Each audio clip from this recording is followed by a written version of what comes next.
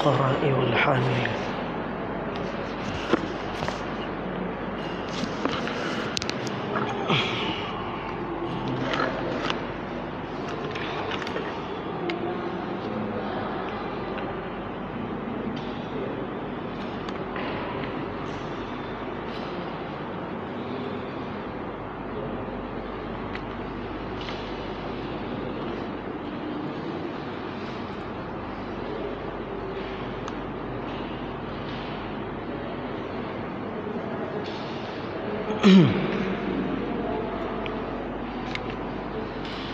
Bismillahirrahmanirrahim.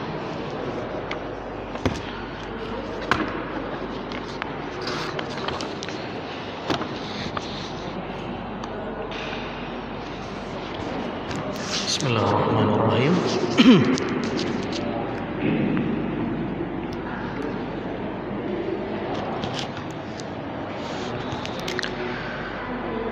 Assalamualaikum warahmatullahi wabarakatuh. Alhamdulillahi rabbil alamin.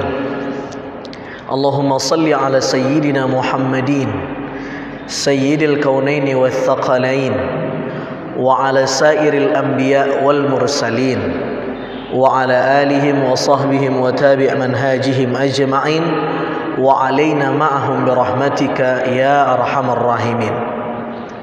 Yang saya hormati segenap DKM Masjid Nurul Huda, bapak-bapak, ibu-ibu, jamaah kajian rutin kitab Riyadhus Shalihin, yang mudah-mudahan Allah berikan kesehatan wal afiyah zahiran wa batinan. Lalu adik-adik kami yang mudah-mudahan senantiasa istiqamah menuntut ilmu agama, tafaqquh fid din insyaallah. Baik bapak-bapak, ibu-ibu yang dimuliakan Allah Subhanahu wa taala, juga yang saya tidak lupa jamaah virtual yang menyaksikan majelis Riyadhus Shalihin ini lewat platform link di media-media sosial. Kita lanjut kajian kita Riyadhus Shalihin bab ke-32. Sudah dapat kopiannya ibu-ibu? Iya, bapak-bapak, iya. Sebentar.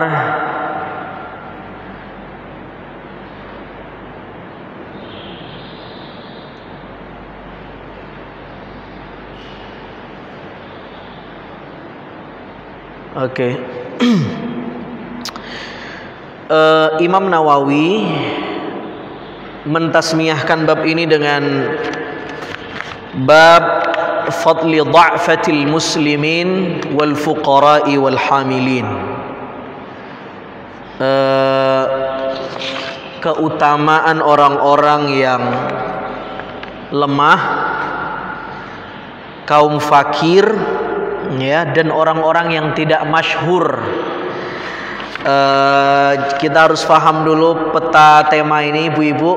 Saya pengen kasih beberapa kata kunci. Satu, kita akan belajar beberapa riwayat, 1 ayat dan 8 hadis dalam bab ini kalau saya tidak salah. Itu riwayat-riwayat di bawah ini perlu saya tegaskan, bukan sedang memotivasi kita, nanti bab-bab yang akan kita bahas ini bukan sedang memotivasi kita agar jadi orang miskin, tidak. Tidak juga memotivasi kita atau menyuruh kita agar jadi orang yang du'afa, tidak. Ya. Tetapi ya, riwayat-riwayat ini nanti di bab ini, hadis-hadisnya, ayat-ayatnya sebagai bentuk at-tasliyah atau busyra atau pesan rekreatif, ya, hiburan buat kita jika kita mengalami kondisi ekonomi yang sulit, berada di satu titik menjadi orang yang lemah, karena hidup ini kita nggak tahu naik turun, kadang posisi kita di atas, kadang posisi kita di bawah. Andai-andai seandainya kita berada di posisi yang paling bawah sekalipun, riwayat-riwayat ini memberi rasa optimisme kepada kita supaya kita tidak menjadi orang pesimis. Karena banyak orang yang boleh jadi ketika dihantui oleh ujian-ujian harta, ya, dia pesimis, lalu bisa jadi dia bunuh diri, makin jauh dari Allah. Naudzubillah min dzalik. Dengan riwayat-riwayat ini kita dimotivasi. Kesulitan dalam hidup itu adalah ujian, dan ujian itu adalah sebuah keniscayaan. Sebuah keniscayaan. Dan hidup ini, cerita hidup itu tidak hanya sampai di dunia, Bapak Ibu. Kalaulah cerita hidup ini hanya sampai di dunia, kita tidak perlu sulit-sulit beramal. Tidak perlu sulit-sulit ngaji, datang tiap bulan sekali ke Nurul Huda. Capek. Lebih bagus makan enak, tidur nyenyak, nonton TV. Betul, Bu? Tetapi hidup ini ada episode kedua, yaitu hidup di akhirat. Itulah makna sujud. Itu Imam Ali bin Abi Thalib ditanya sama sahabatnya, "Wahai Imam Ali, apa makna sujud dalam sholat?" Sujud sekali, bangun dari sujud, sujud lagi, ya, betul Bu? Sujud, bangun, lalu sujud lagi, lalu bangun lagi. Apa maknanya, wahai Imam Ali?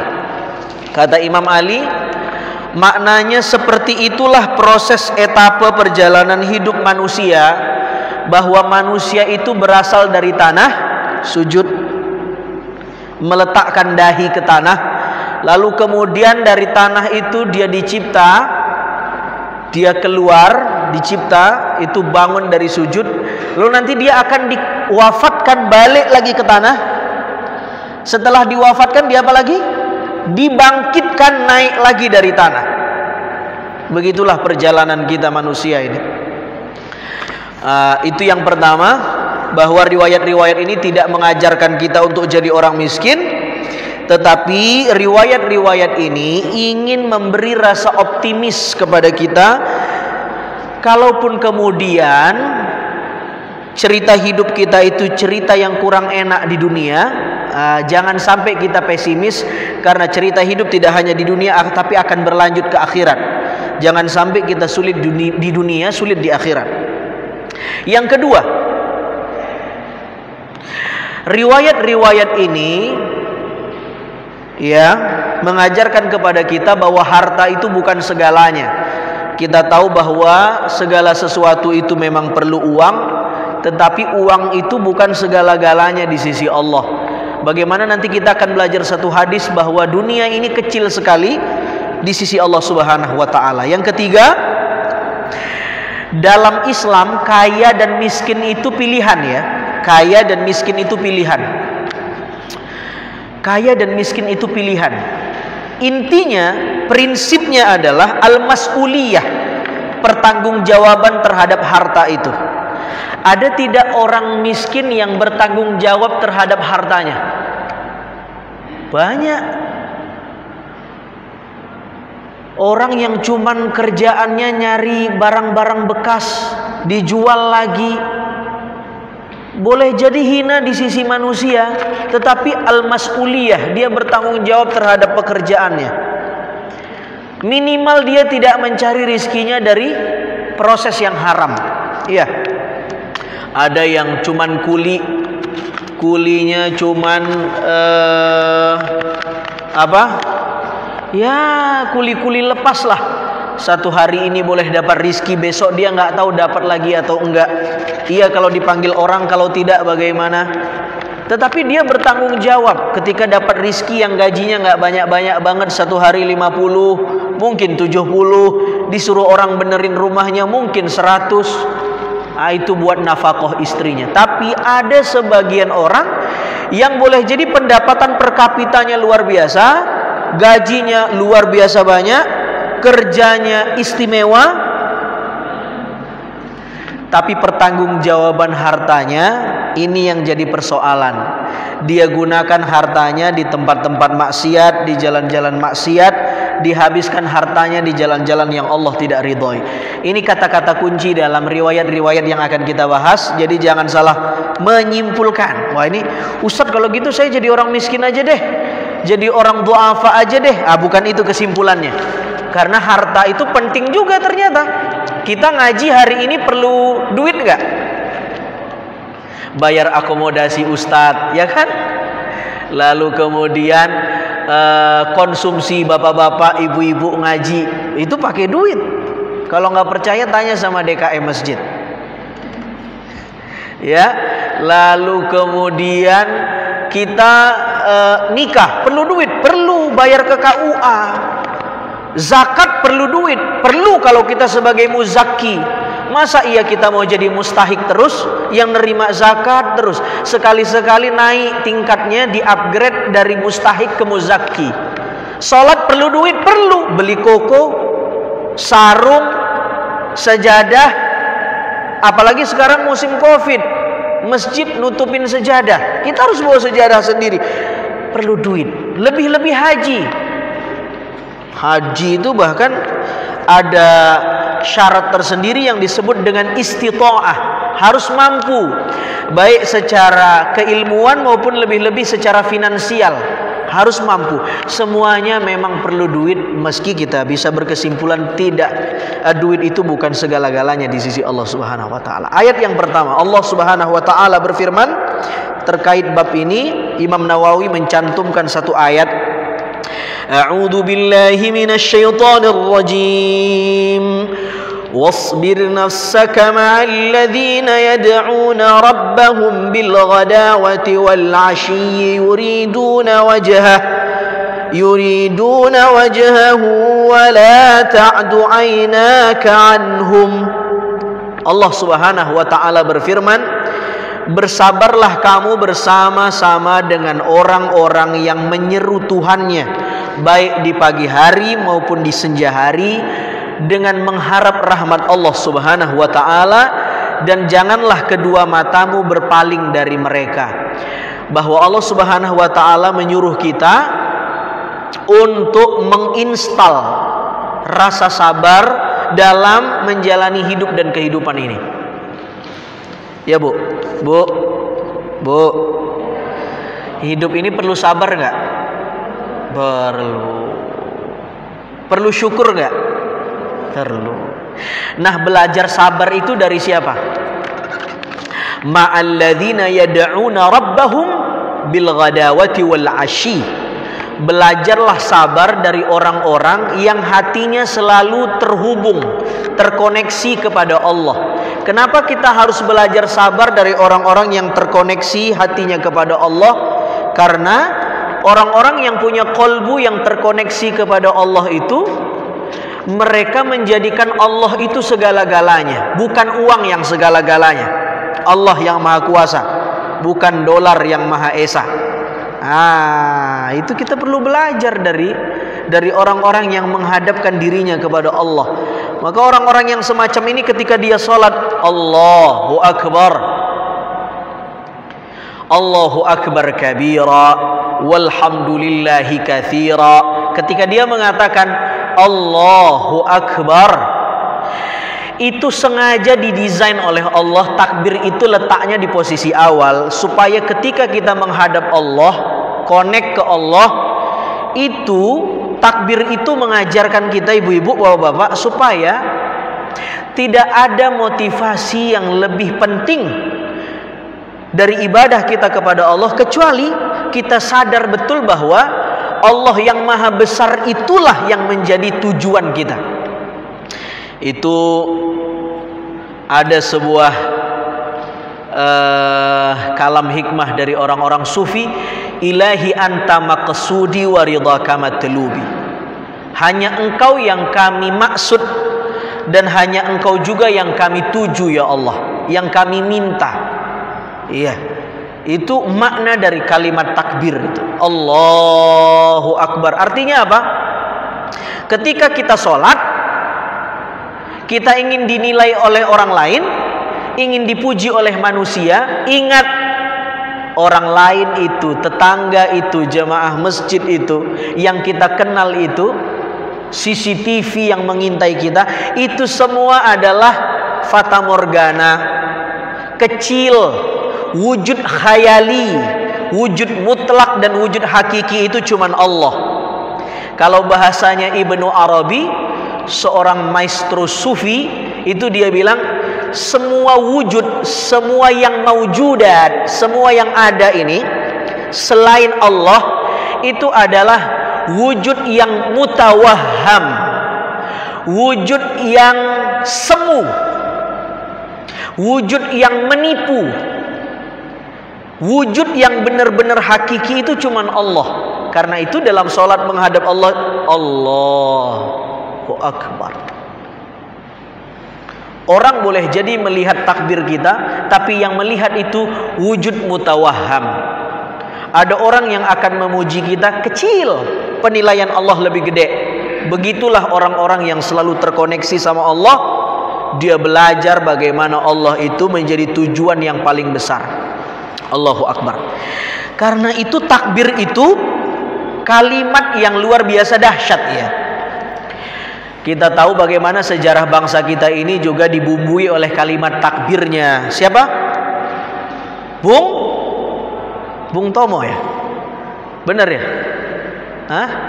Nah, itu kalimat takbir itu punya ruh, punya power yang luar biasa, tidak sembarangan.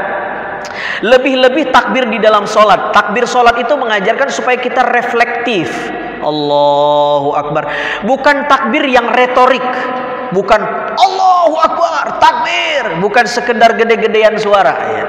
Tapi takbir yang berangkat dari refleksi bahwa kita ini kecil, ada zat Allah yang maha besar. Jangan sampai kita bertakbir dengan suara yang besar, tapi sesungguhnya ada tujuan yang bukan Allah di sana. Nah, ini takbir retoris, takbir politis, banyak macam-macam takbir. Kita dalam sholat pengennya takbir yang bukan hanya sekedar retorik, tapi reflektif. Ya. Baik, kita lanjutkan hadis yang pertama. Nabi Shallallahu Alaihi Wasallam bersabda, riwayat ini dari An Harithah, ya, Ibni Wahb radhiyallahu anhu qal, dari Harithah bin Wahab radhiyallahu anhu berkata bahwa sami'tu Rasulullah sallallahu alaihi wasallam yaqul, kami mendengar Nabi sallallahu alaihi wasallam bersabda.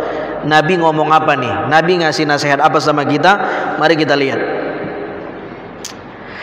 Ala ukhbirukum bi ahlil jannah. Nah, ini Bapak-bapak, Ibu-ibu, Nabi pernah nanya sama para sahabat, mau tidak saya informasikan, saya kasih bocoran siapa saja yang sudah dipastikan jadi penghuni surga. Ala ukhbirukum bi ahlil jannah. Mau tahu nggak informasi bocorannya siapa aja penghuni surga? Lalu Nabi menjawab, kullu dha'ifin mutadha'af. Orang lemah yang dikucilkan, dibuli, tidak dianggap, ya, diremehkan. Kullu dha'ifin mutadha'af yang lau aqsama 'ala Allahi la abarrahu. Yang jika orang lemah ini berbuat baik, maka Allah akan terima kebaikannya. Kebaikannya itu dianggap besar oleh Allah, dianggap kebajikan, la abarrahu. Yang boleh jadi ada orang bangsawan, punya popularitas, punya jabatan, tokoh masyarakat, dielu-elukan oleh orang, tapi kalau dia beramal tidak dianggap sama Allah, karena boleh jadi amalnya supaya diakui oleh masyarakat.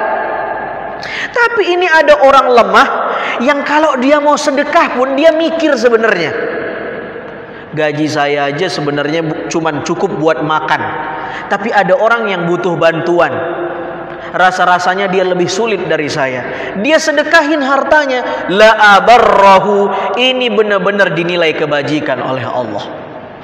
Tapi orang yang satu lagi nih, ada orang kaya, bangsawan, punya popularitas, terkenal, banyak hartanya, ada orang yang butuh bantuan, boleh jadi dia bilang begini, ya udah nggak apa-apa deh, saya sedekah buat cuci tangan. Saya kan udah banyak dosanya. Masyarakat taunya saya korupsi. Kalau saya sedekah ngundang anak yatim, stigma orang akan berubah.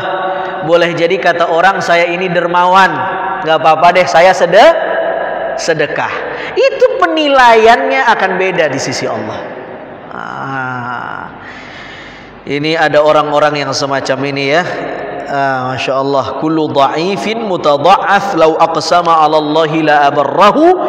Lalu kemudian Nabi melanjutkan, ala ukhbirukum bi ahlin nar.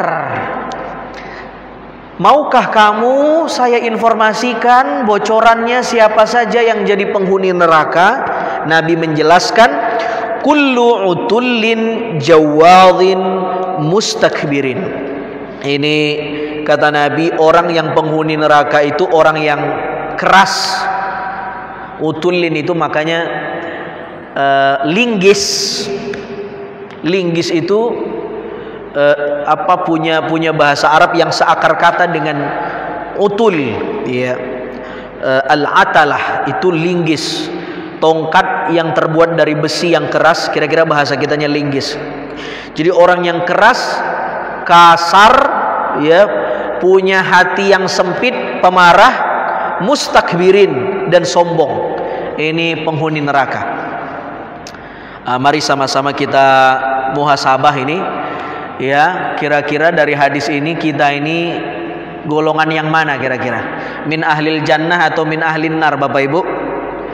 Itu jawabannya jangan dijawab, dibisikin ke kolbu masing-masing. Ya, kalau kita orang yang, tapi begini, kata-kata dhaif itu tidak selalu bermakna lemah secara finansial. Dhaif itu tidak selalu bermakna lemah finansial. Sama seperti kata-kata fakir. Kalau kita lihat pendapatnya Imam Raghib Al-Asfahani dalam Mu'jamnya, itu ketika beliau bahas kata-kata fa, qaf dan ra, lalu muncul kata-kata fakir, kata beliau kata-kata fakir itu bisa maknanya fakir harta, fakir miskin, tapi makna fakir itu bisa bermakna terpuji. Fakir itu maknanya butuh. Ya ayyuhan nas antumul fuqara ilallah. Wahai manusia, sesungguhnya kamu yang fakir sama Allah, bukan Allah yang fakir sama kamu. Apa maknanya? Yang butuh sama Allah kita atau siapa nih? Allah yang butuh kita supaya kita nyembah, atau kita yang butuh Allah? Hah? Kira-kira kalau kita nggak sholat, Allah pensiun nggak? Enggak. Meski semua penduduk dunia ini tidak fakir, tidak butuh sama Allah, Allah tidak turun dari jabatannya sebagai Tuhan. Tidak. Jadi yang butuh kita. Ya ayyuhan nas antumul fuqara ilallah. Ya, kita yang butuh sama Allah. Antumul fuqara'u ilallah. Nah, jadi fakir itu bisa bermakna harta, bisa bermakna spiritual, butuh ke Allah, butuh pelarian, butuh sandaran. Itu juga fakir. Sama dengan dhaif. Dhaif itu bisa bermakna harta, memang dia orang lemah, orang miskin. Du'afa, makanya ada istilah du'afa, kaum du'afa, kaum orang-orang yang secara ekonomi dia tidak tidak istimewa lah, dia orang lemah. Tapi dhaif itu juga bisa bermakna spiritual, merasa lemah di hadapan Allah, merasa lemah di hadapan Allah, merasa tidak ada apa-apanya. Jadi kalau kita berkaca dari hadis ini, kira-kira kita ini min ahlin nar atau min ahlil jannah? Ustadz, saya ini orang kaya, suami saya kerja, kayaknya saya bukan orang dhaif deh kayaknya. Sementara hadis ini bilang orang masuk surga itu cuma orang dhaif. Dhaif tidak selalu bermakna harta. Ada orang yang kaya, punya harta, tapi dia tetap tawadhu. Dia tetap merasa lemah di sisi Allah, bahwa harta ini cuma titipan. Itu juga orang dhaif. Ya, itu tadi yang saya bilang, riwayat-riwayat ini tidak mengajarkan kita untuk miskin ya. Ini harus digarisbawahi. Sebaliknya orang yang kita bisa tahu makna dhaif itu bisa bermakna lemah harta maupun lemah psikologis atau spiritual dari hadis selanjutnya. Apa kata Nabi? Penghuni neraka itu siapa? Orang yang mustakbirin, sombong. Ya kan? Lawan dari dhaif. Orang dhaif dia merasa lemah, nggak punya apa-apa, titipan saja. Orang yang sombong gimana? Merasa dia ini apa-apa. Yang dia punya mutlak punya dia. Kesuksesannya tidak ada campur tangan Allah karena hasil usahanya. Nah itu orang yang sombong. Salah satu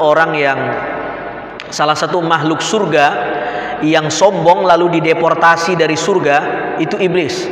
Anta takabbara fiha fakhruj innaka minas saghirin. Dia sombong di surga lalu dikeluarkan dari surga.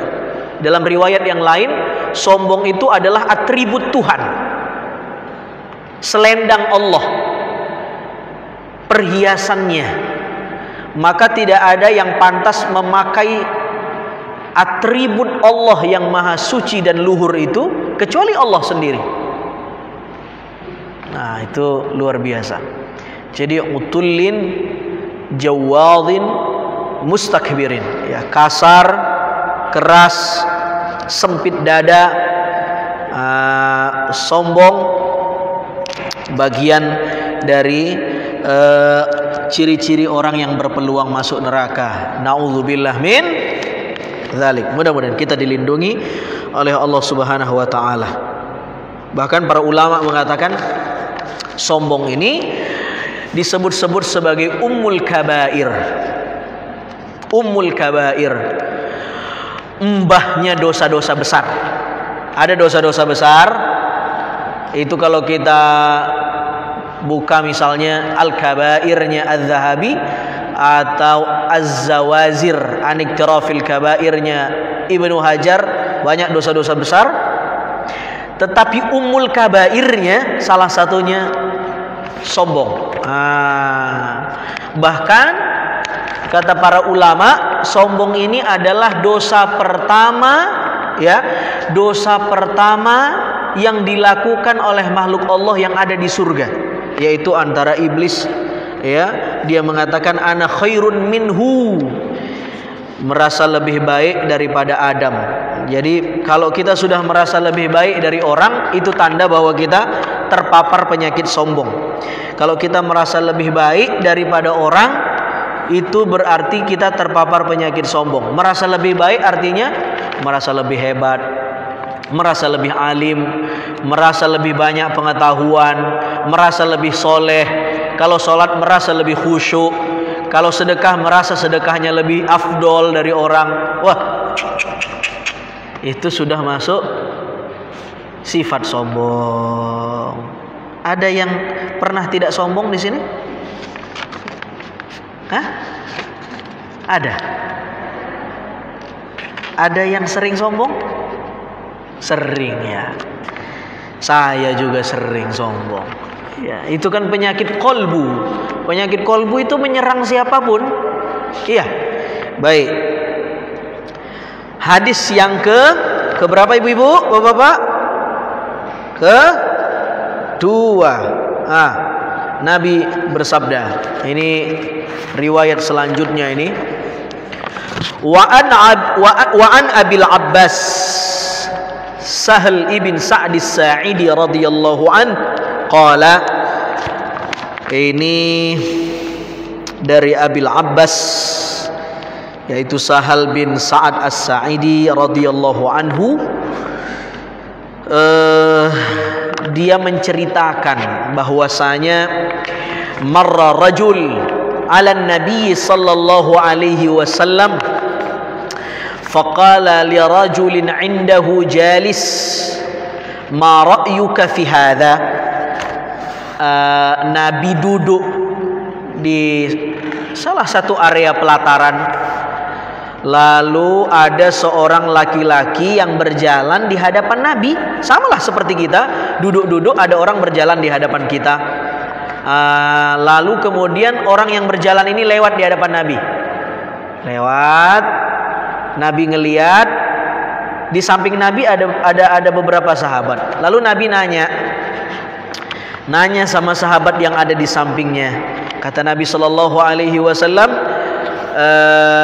"Ma ra'yuka fi hadza?"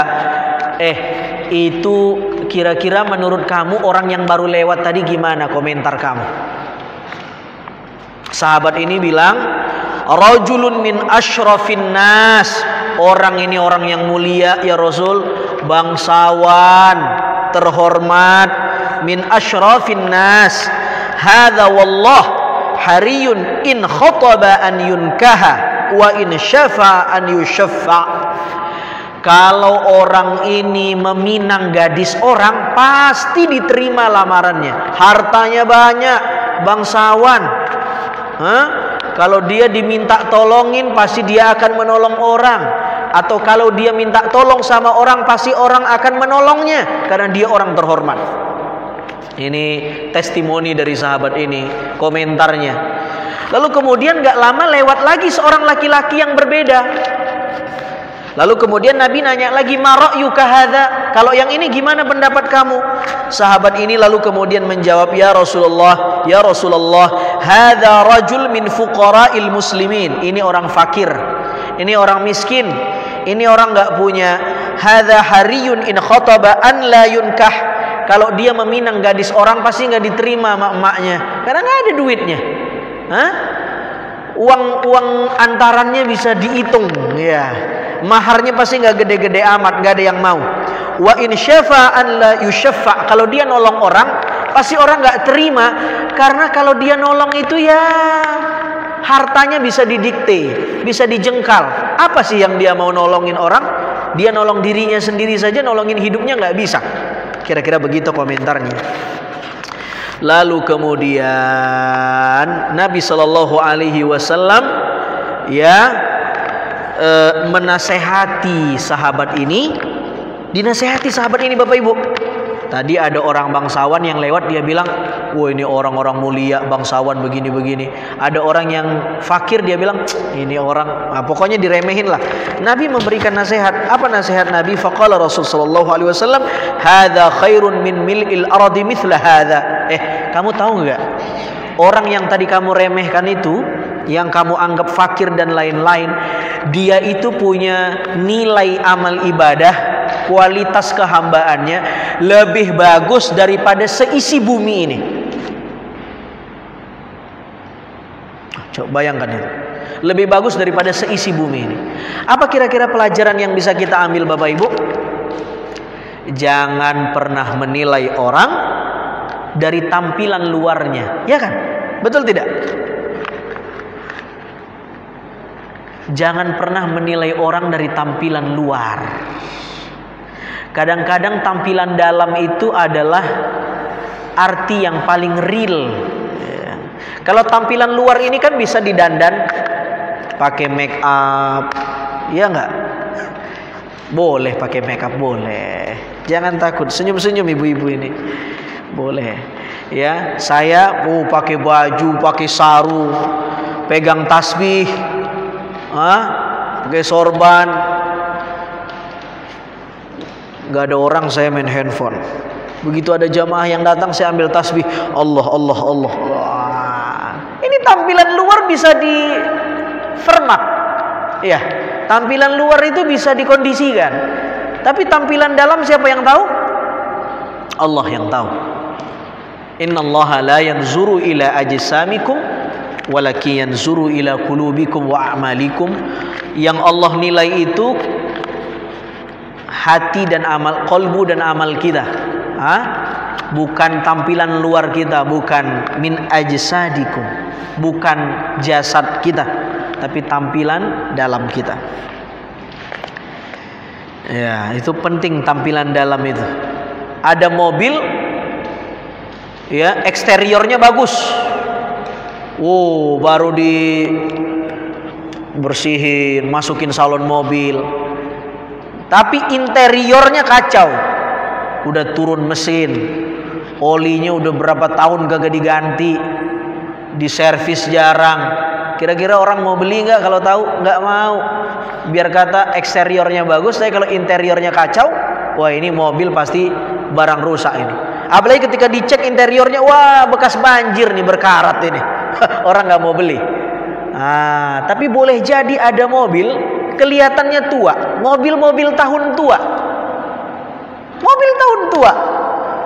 tetapi yang punya mobil nggak mau jual. Kenapa? Mesinnya bagus, jajannya dikit. Kenapa? Interiornya masih bagus. Begitulah kira-kira itu. Bu, ini soal sisi dalam, sisi luar. Saya pernah punya pengalaman beli lemari. Beli lemari saya ke nggak boleh sebut merek, ya. Pokoknya toko yang bonafit lah, ya. Modelnya bagus, suka saya. Itu bukaan pintunya kayak pintu sliding. Wah, catnya juga saya suka. Saya tanya istri, suka. Saya pegang kayunya ringkih banget. Ini bukan kayu, ya. Ini sampah triplek yang di press. Kira-kira kalau kena air lonyot nggak? Ngembang dia. Tapi tampilan luarnya bagus. Kayu jati, modelnya nggak cakep-cakep banget, ya nggak Bu? Ibu deh kalau ke toko beli lemari, ini ada kayunya dari jati, ada yang triplek. Kalau model cakepan mana Bu? Jati apa yang triplek tadi? Triplek. Ibu kalau udah ngomongin furniture semangat banget ya. Jati nggak cakep-cakep banget, tetapi masya Allah, itu kalau kena air dia tahan, garansinya ada. Bayangin. Itu pelajaran itu. Waktu saya beli lemari, beginilah kita ini manusia ini. Kadang-kadang terus istri saya, Bu, istri saya, ya, itu kita lagi hunting beli lemari. Kita mampir ke toko yang tadi itu, yang dari presan triplek. Ya, iya kalau triplek ini bukan tripleknya, sampahnya, serbuknya. Kayu apa? Itu apa namanya bahannya itu? Nah, lalu saya ke toko lemari yang jati. Kata istri saya, beginilah istri tua sama istri muda katanya.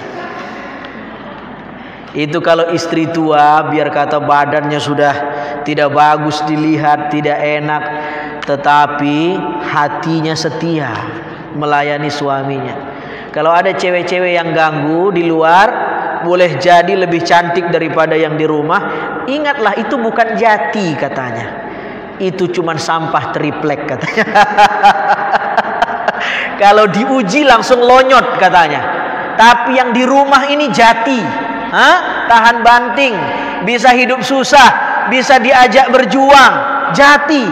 Tapi yang di luar yang ganggu-ganggu itu, yang pelakor, astagfirullahaladzim, itu cuman sampah triplek. Cakepnya setahun 2 tahun. Kalau udah kagak ada uang, lonyot. Betul nggak kira-kira itu? Saya cuman ngulangin doang ini, betul nggak? Oh ya. Iya, ini kelihatan yang hadir istri tua semua ya. Semangat jawabnya. Baik, kita lanjut.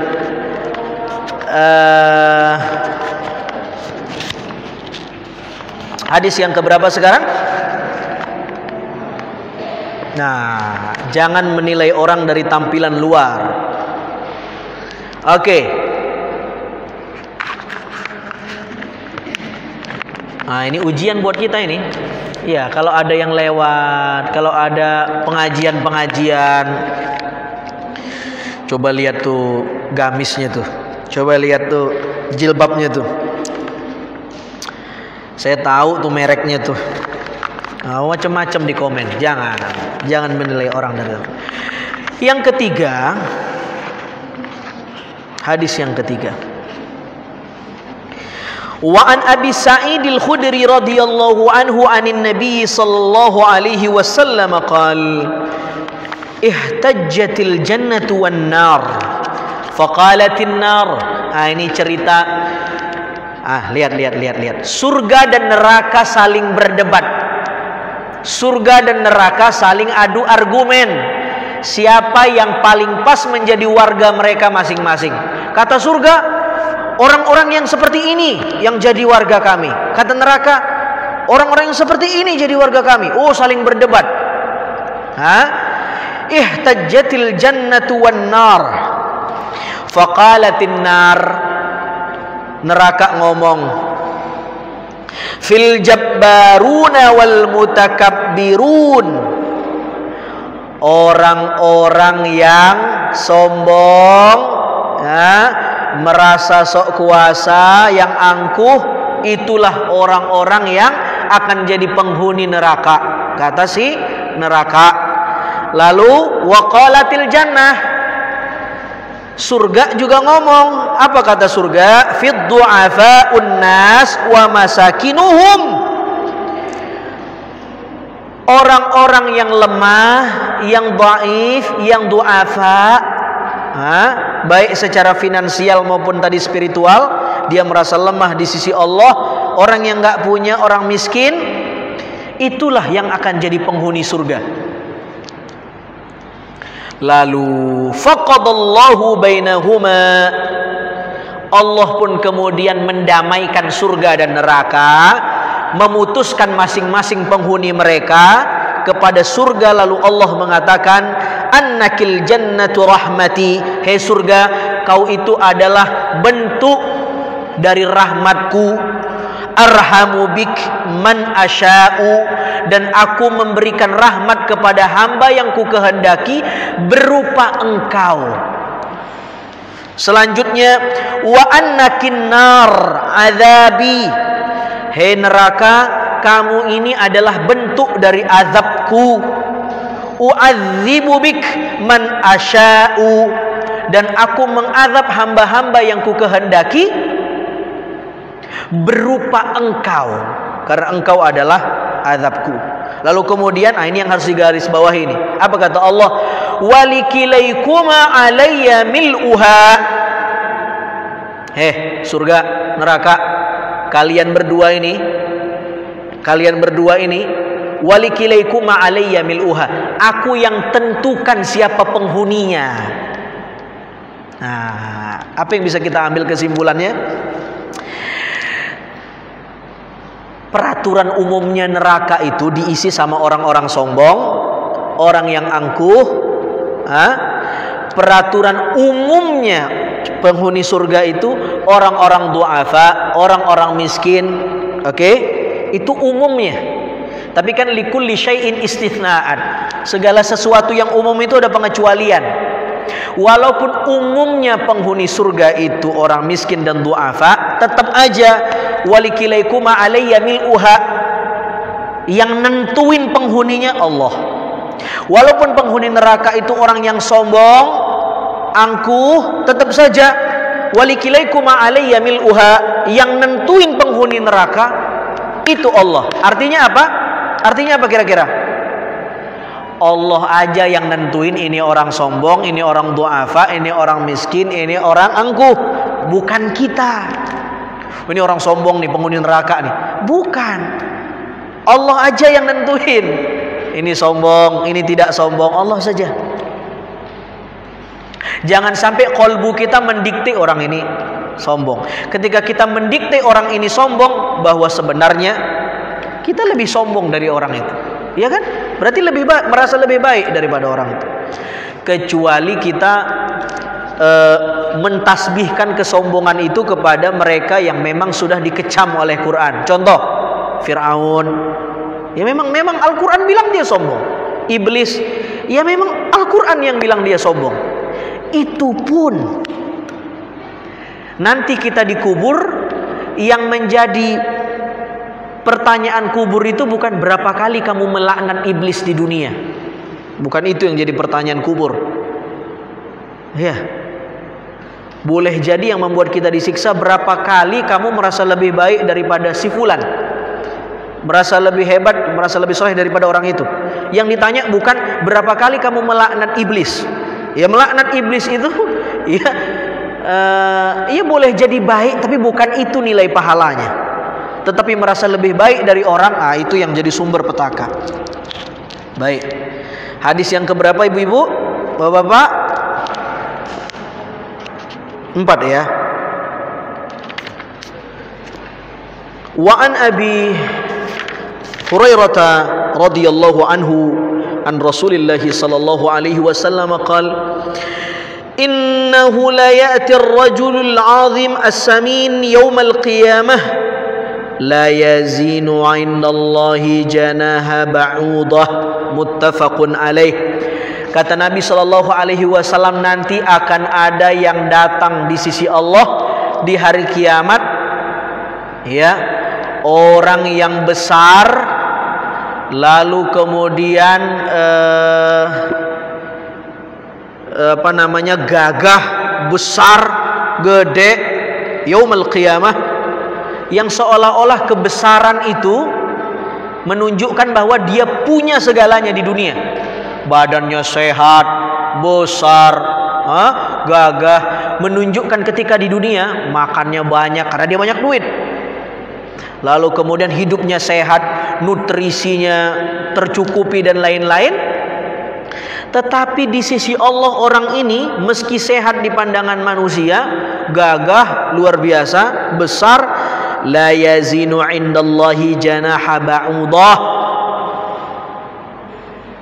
Amalnya hanya senilai sayap nyamuk, ya, janaha ba'udah, senilai sayap nyamuk. Berapa sih nilai sayap nyamuk itu? Ini soal sayap nyamuk ya. Itu banyak di beberapa riwayat hadis. Sayap nyamuk ini sering sekali dijadikan tamsil oleh agama tentang betapa hinanya dunia. Ada satu riwayat,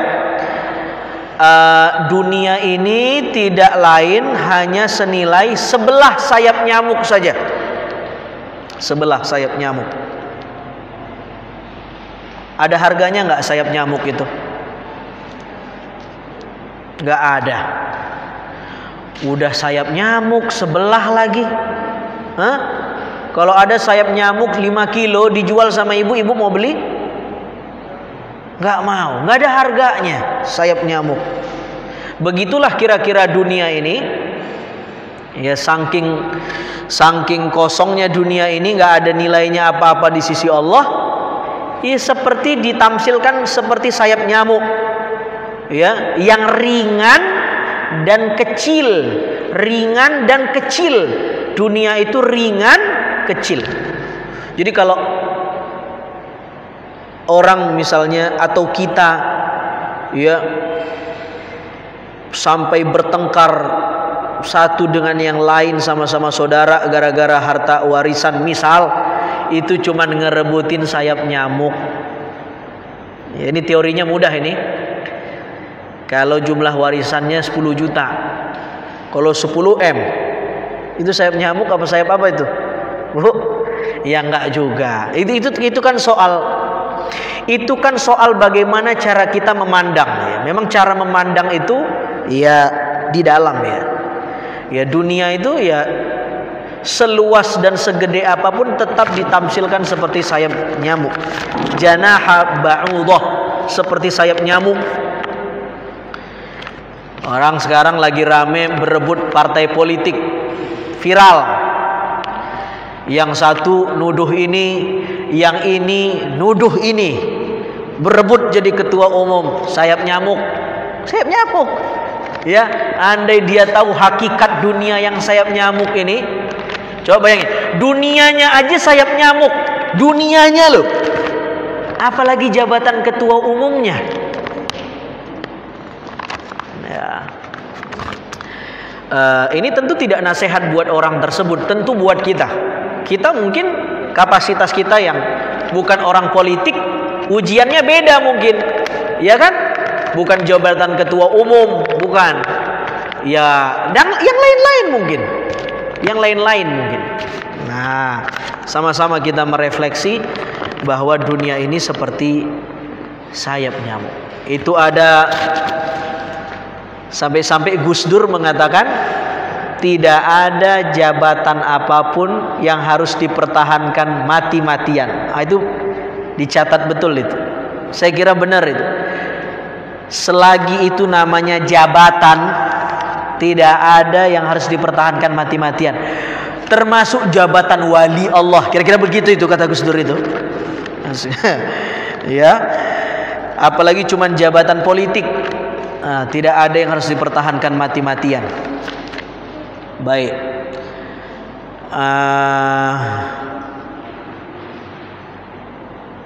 Ya malu kita ya sebagai masyarakat kecil.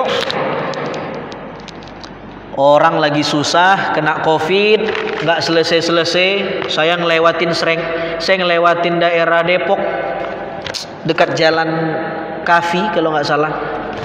Itu kuburan COVID nggak habis-habis. Tiap hari ada aja yang di congkel, kuburan baru. Orang lagi susah kena COVID, yang ini berebut. Yang ini lagi rusuh, bukan mendamai rakyat kecil. Ya, bansos dikorupsi. Nah, itu yang apa namanya berita-berita korupsi lenyap, ya kan? Berita korupsi lenyap kan? Gak ada lagi berita korupsi. Kita lupa, padahal korupsinya gede-gedean, mega skandal korupsinya. Ketutup sama yang berita-berita yang recehan, cuman untuk 2024. Padahal BPJS kena korupsi, bansos kena korupsi. Ya Allah, mudah-mudahan amplop Ustadz tidak dikorupsi.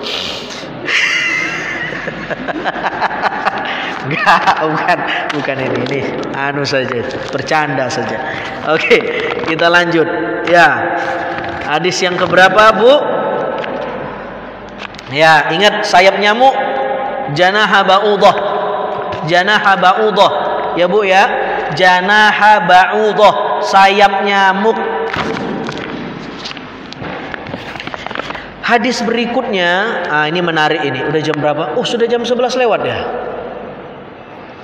Sedikit lagi. Wa anhu anna imra'atan sauda kanat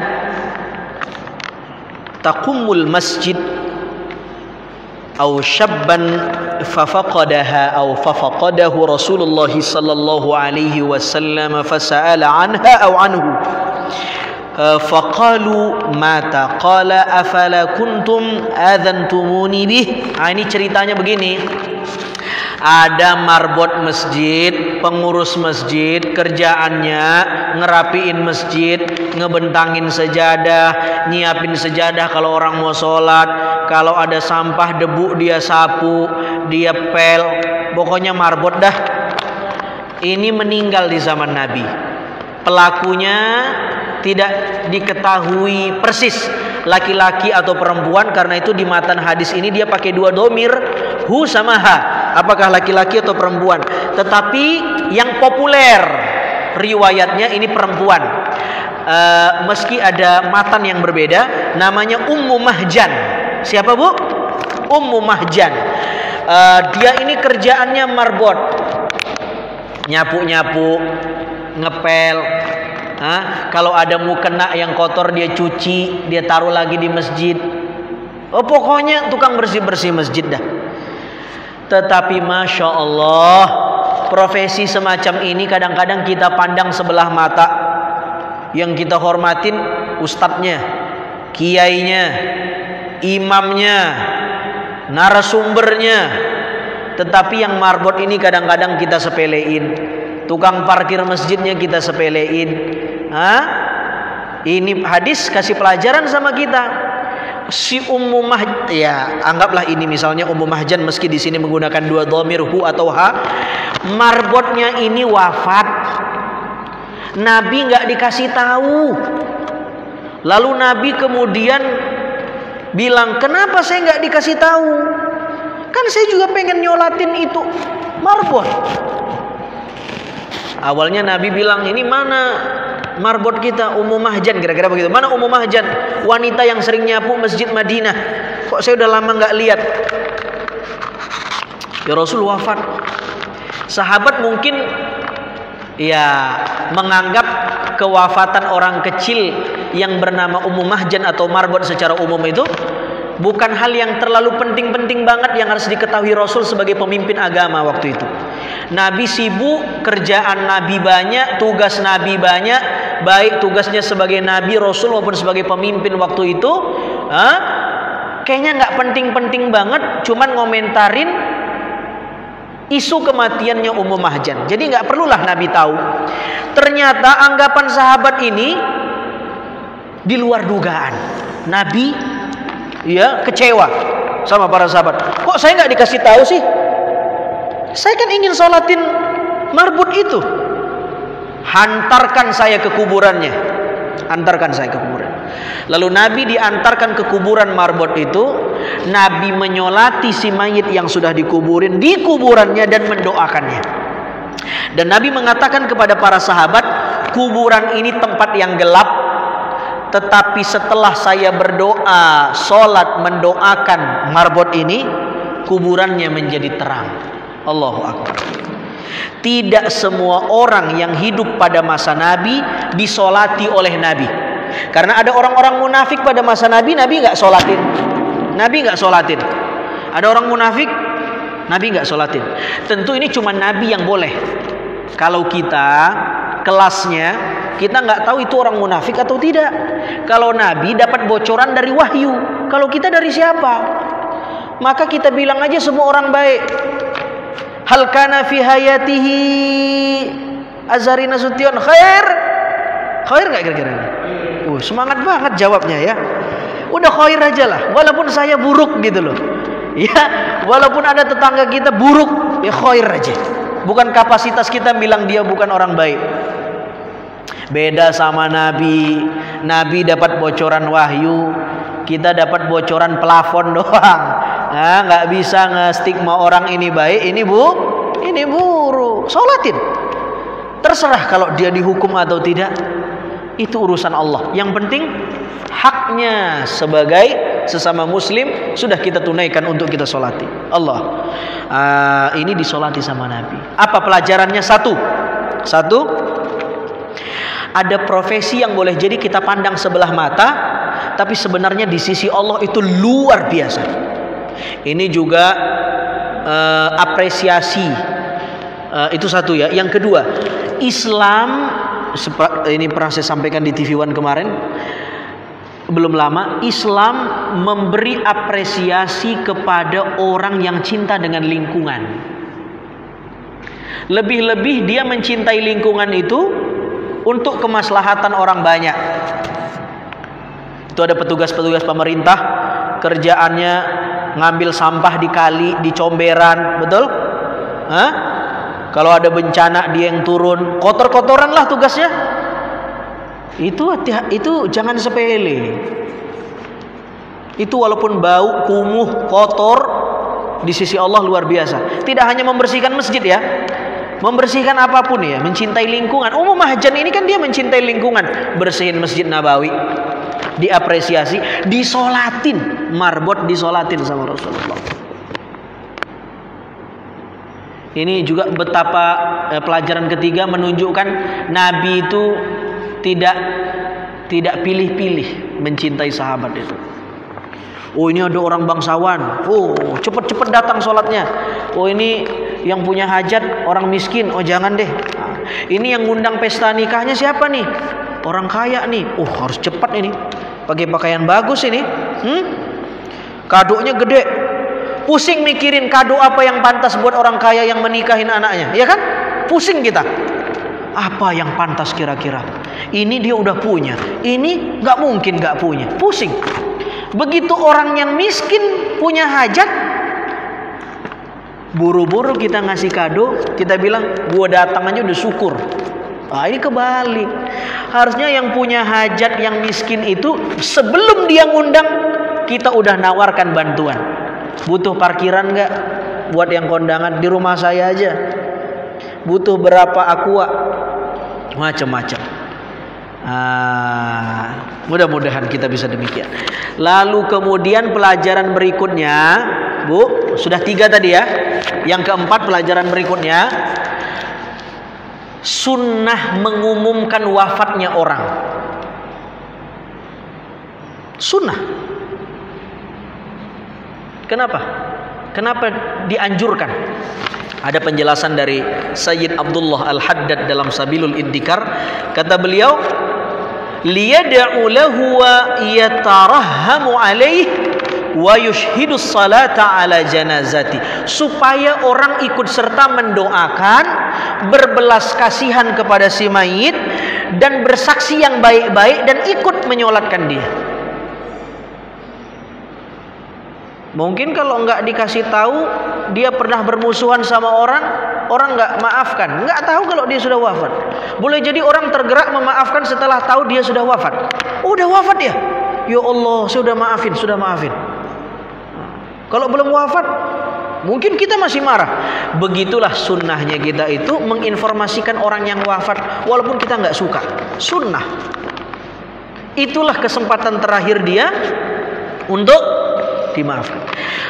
Itulah nilai lebihnya yang tahlilan takziah sampai 30 hari, 40 hari itu. Karena itu jadi momentum juga kadang-kadang di akhir acara. Mohon dimaafkan kalau ada hutang piutang dan lain-lain. Itu jadi momentum keluarganya mengumumkannya. Lalu kemudian pelajaran berikutnya, apa pelajaran berikutnya? Boleh tidak kita sholat jenazah di kuburan? Boleh nggak? Hah? Boleh. Sholat jenazah di kuburan boleh. Misalnya ada kondisi tertentu, ada kita nggak sempat ya, jauh jaraknya ke mayit, sudah dikuburin orang karena terlalu lama nunggu, kita langsung ke pemakamannya, sholat di kuburannya. Cara sholatnya sama, tidak boleh di depan mayit, tetap mayit yang di depan, sama seperti sholat jenazah yang hadir, ya, yang seperti biasa.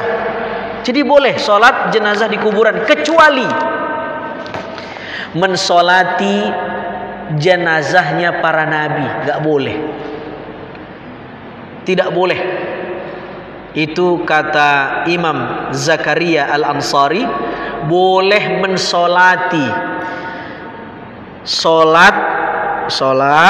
mensolati jenazah di kuburannya boleh, kecuali jenazahnya para nabi.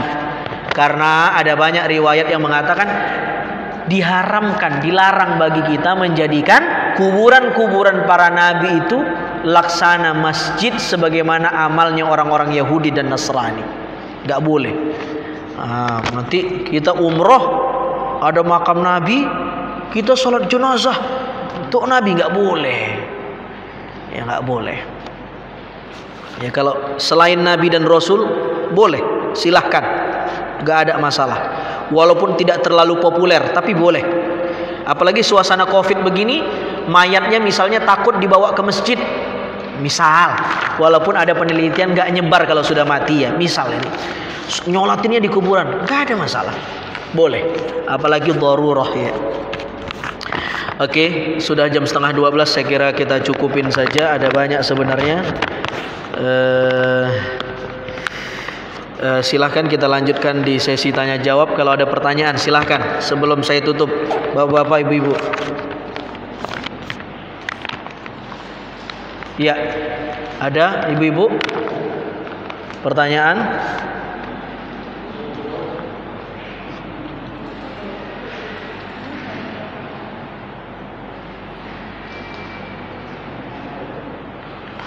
Ada bu, bapak-bapak barangkali? Ya.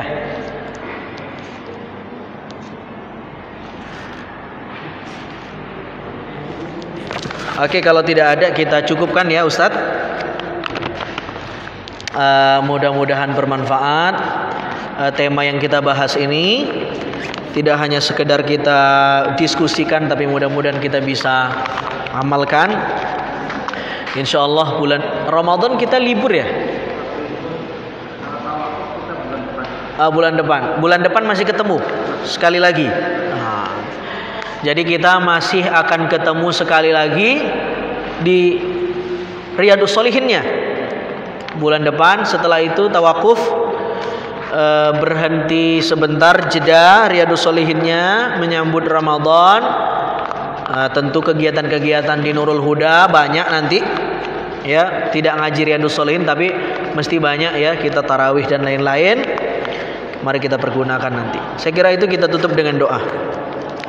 Na'udzubillahi minasyaitonir rajim. Bismillahirrahmanirrahim. Allahumma innaka qulta fi kitabika ud'uni astajib lakum ha nahnu nad'uka kama amartana fastajib lana kama wa'adtana innaka antas sami'ud du'a. Allahumma ya man lahul asma'ul husna was sifatul ulya bihaqqi kun fayakun.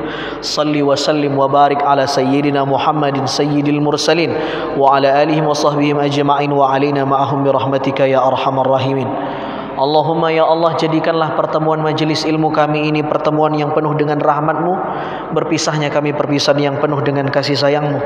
Allahumma aslih ummata Muhammadin sallallahu alaihi wasallam wa farij an ummati Muhammadin sallallahu alaihi wasallam warham ummata Muhammadin sallallahu alaihi wasallam wa nashur wahfaz wa ayyidil islam wal muslimina fil alamin bihaqqi Muhammad sallallahu alaihi wasallam.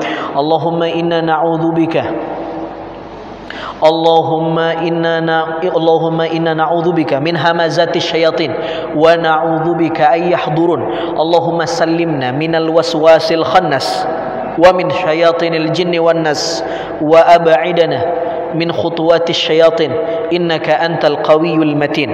Rabbana zalamna anfusana wa illam taghfir lana wa tarhamna lanakunanna minal khasirin. Rabbana atina fid dunya hasanah wa fil akhirati hasanah wa qina adzaban nar. Wa sallallahu wa sallama alaihi walhamdulillahi rabbil alamin. Terima kasih. Assalamualaikum warahmatullahi wabarakatuh.